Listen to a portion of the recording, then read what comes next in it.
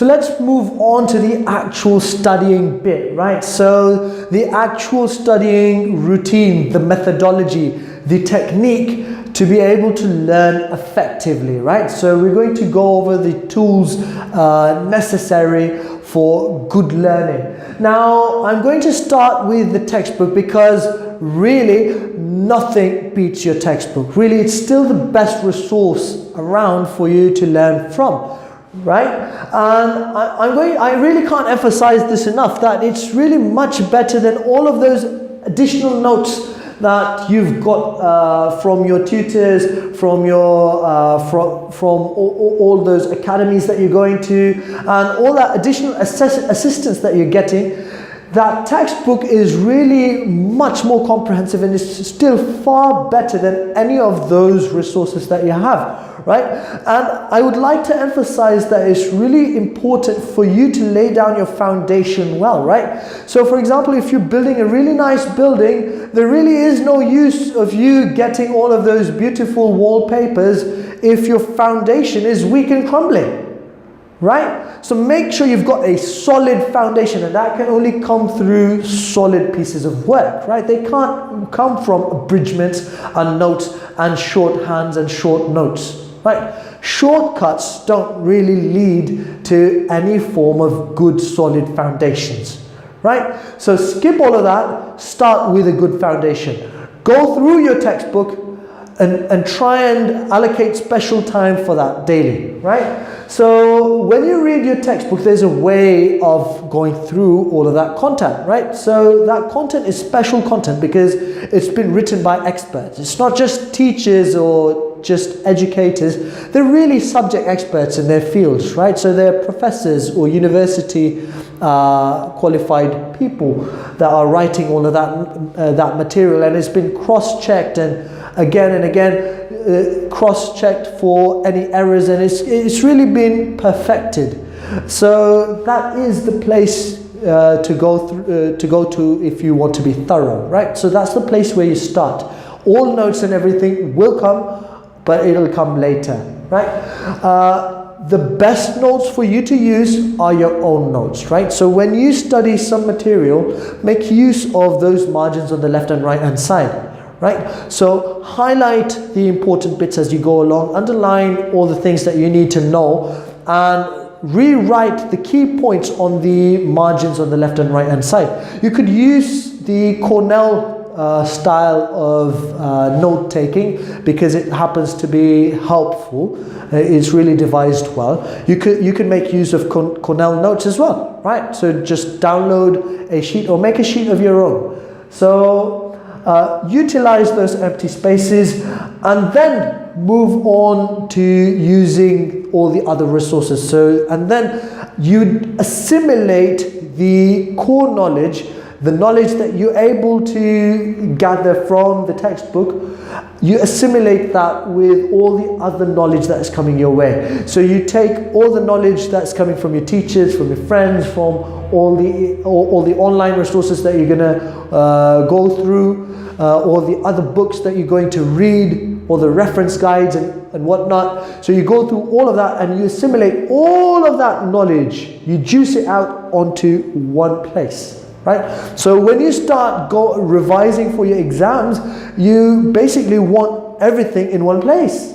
Yeah? So when you open your textbook for your exams, you've got everything written along the margins. You've got everything in one place, right from your teacher all the way to all the online resources, everything in one place, and you'd get a far more focused way of learning that is really helpful for good time management, right? So it saves on time when you know what to look for and where to look it up, right? My personal way of making notes was that I'd used to underline all the parts that I'd need to read to be able to understand what's going on. So all that material that I need to understand for context and whatnot, I'd underline all of that, all those sentences in all that material, and I'd go for highlighting the material that I needed to learn off. So things that I needed to store in my head, so things that I needed to memorize and stuff. So like formulae and definitions and whatnot. So I highlight all of those points. So in a way, my page, just by skimming over my page, I'd know, okay, these are the key points that I need to memorize. These are the things that I need to know. These are the things that I need to read to be able to understand.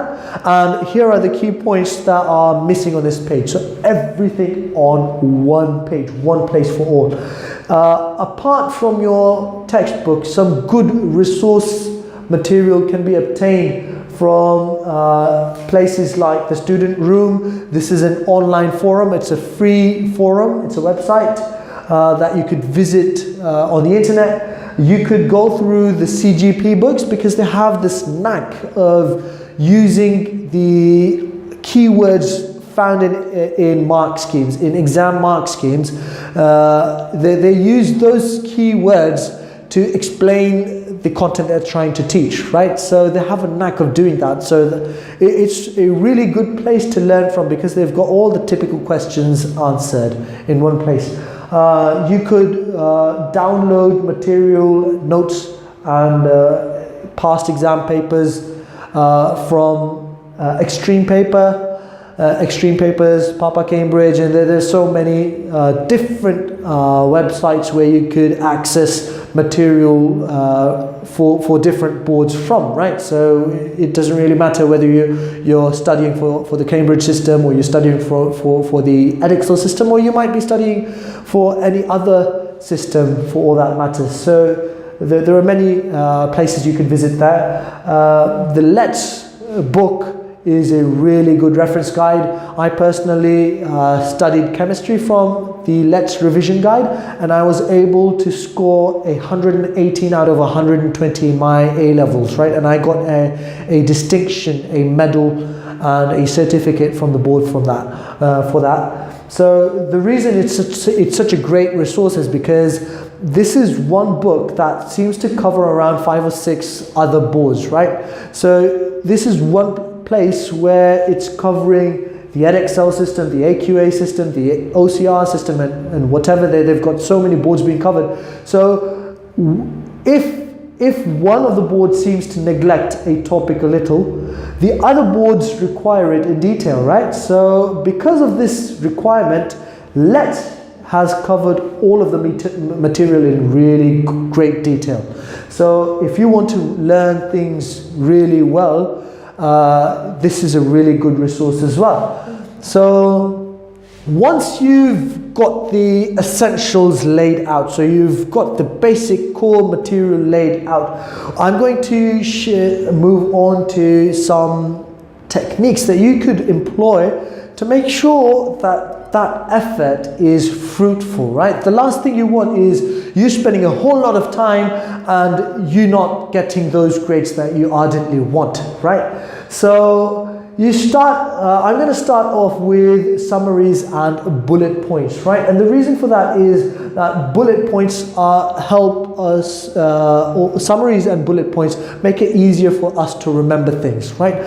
So all the key points, whether you're studying business, so you want to learn the 4 P's of marketing or the marketing mix. So, okay, I remember, it's product, place, price, and promotion, right? So all the key bits that you want to remember, bullets and numbering really help make it easier for you to remember those, right? And of course, you highlight and underline along your page for later reference, and the best place for those bullets to go along the sides of the margins of those pages, right? And it's a good idea to use sticky notes and colors and icons, because if your study material starts to look boring, if it's dull to look at, then you're probably not going to be able to focus as well in the longer run, right? So make sure it's interactive, make sure it's colorful and vibrant and visually aesthetic for you to read later on, right? The next thing I'm going to discuss is mind maps or spider diagrams, right? Spider diagrams or mind maps really help you link things together. So they help us understand the relationships that the various aspects of something have with each other, right? So another great use of mind maps, again, because they help us establish links between things, is when planning out a composition, right? So whenever I start planning a composition, I start off by creating a spider diagram where I'd go like, okay, I'm going to talk about forces.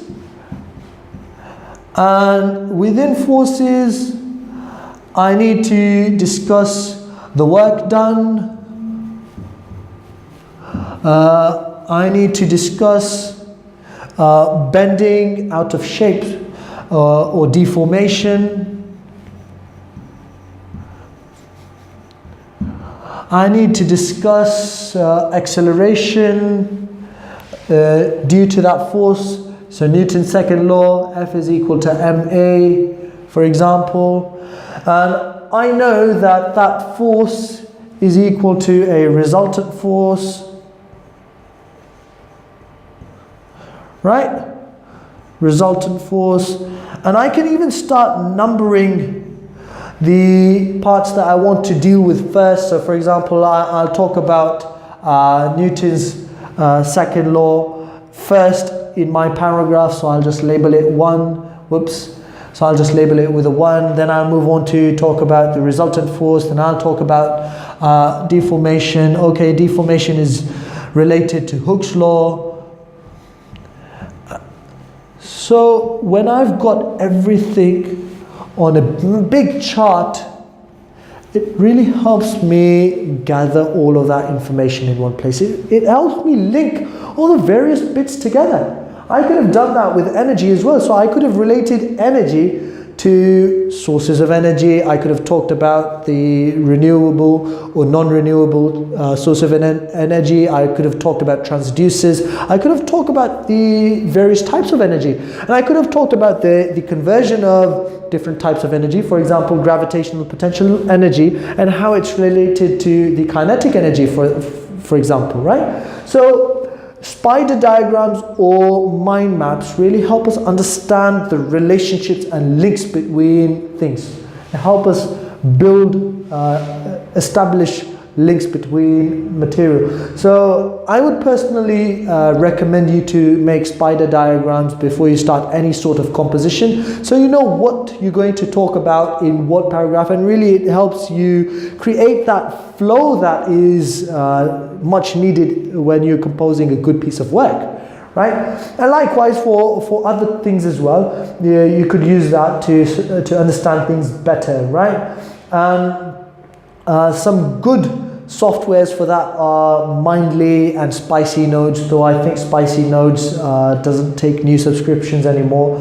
And this is how you can summarize multiple topics onto one chart or one piece of paper. That helps you understand things a whole lot better.